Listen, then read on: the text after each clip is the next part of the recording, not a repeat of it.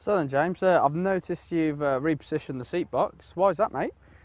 Well, we're going to switch tactics now, as you know, Andy. We're going to fish the method feeder, and it's kind of the middle of the day and bites have dried up, but we've spotted some carp patrolling along those margins at that end of the lake. Yep. So what we're actually going to do is fish the method feeder tight against that bank, and I needed to reposition, so I've got the rod rest in the right position. And we're going to give it a good go. Okay. So I've got my method feeder ready and I'm going to cast it over to that spot. One thing that's really key when you're fishing the method feeder is accuracy. So there's two things you've got to do. You want to line up with the far bank, so you're constantly dropping the feeder in the same place. Yeah. But also I've used a line clip to fix the distance that I'm casting. Right, okay. Yeah, so it's going to keep dropping in the same place. So I'm going to line up with that tree on the far bank. Same overhead cast as with the float, and we've got the feeder just into position there near the far bank. I noticed you kicked the rod up there slightly when you were mid. Well, the reason I did that was I wanted to try and feather the feeder down into position, because obviously the line's going to be stopped on the clip, and I want to just gently place the feeder on the water. Okay.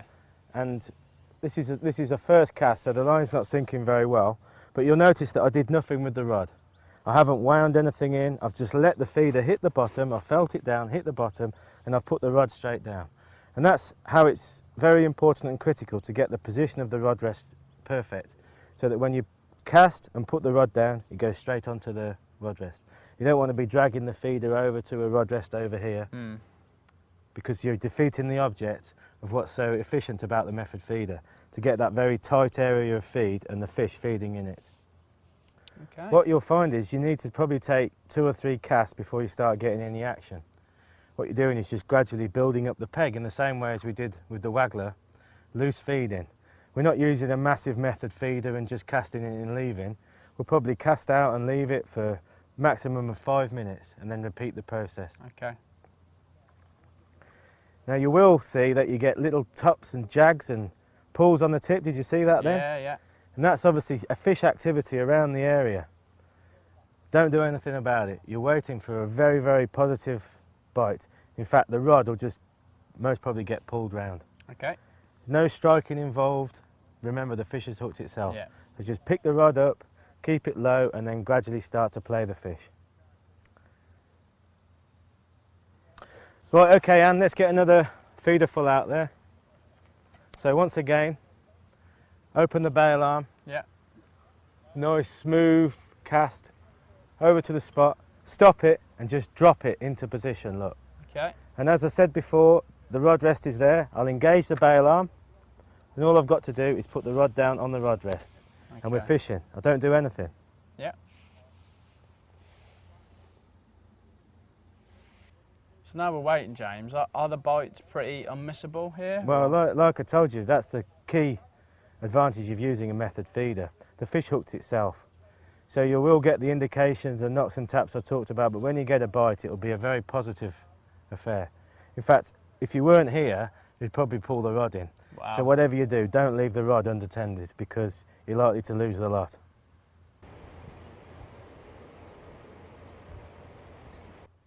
That's one, mate. There you go, and Brilliant. good bite, wasn't it? Yeah, fantastic, mate. Well, it doesn't feel like a massive fish, but as you can see, I'm keeping the rod low. Yeah. And that you'll find that the fish don't fight as hard. Okay. And just keep reeling, keep that bend in the rod, and do everything nice and smoothly.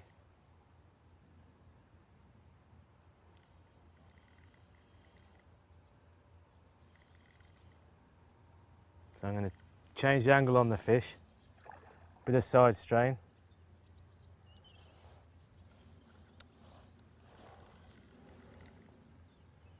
And as it starts to come closer in, start to give it a bit more pressure. But as you can see, and that just took off again, so just let it go. You just don't want to be rushing it. I mean, playing fish is the best part of the whole thing, so I can't see any point in rushing. Unless it falls off the hook, of course. Yeah. Right then, that looks about ready now, and so I'll get the landing net out into position, get the head of the fish up, Yeah. and then just nice and gently bring it over the net. Brilliant. There you go. Well done, mate. It's in the bag.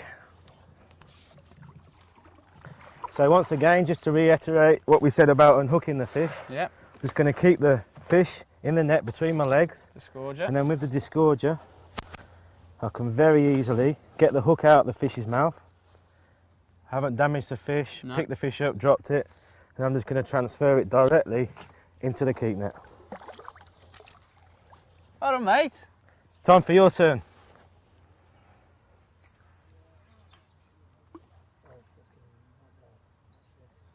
Oh, nice one, and that was quick. Cheers, mate. What had it been? It only been in for about 10 seconds. That's nice. Just bring the fish in and keep the rod low to the water.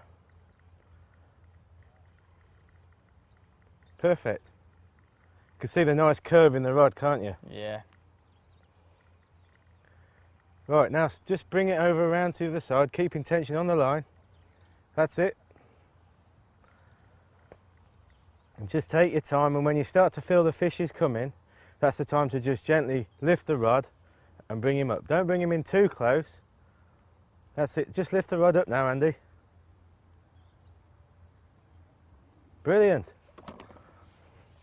That's it, keep the pressure on. Stop reeling now, because we've got it close enough in. Well, hey! Hey, get in. Right, you have a go at unhooking him, yeah? Okay.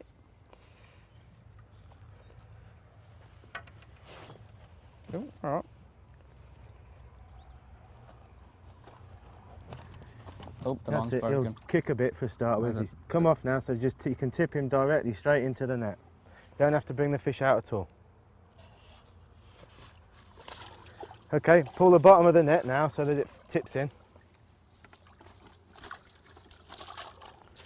Nice one, mate! Cheers, mate.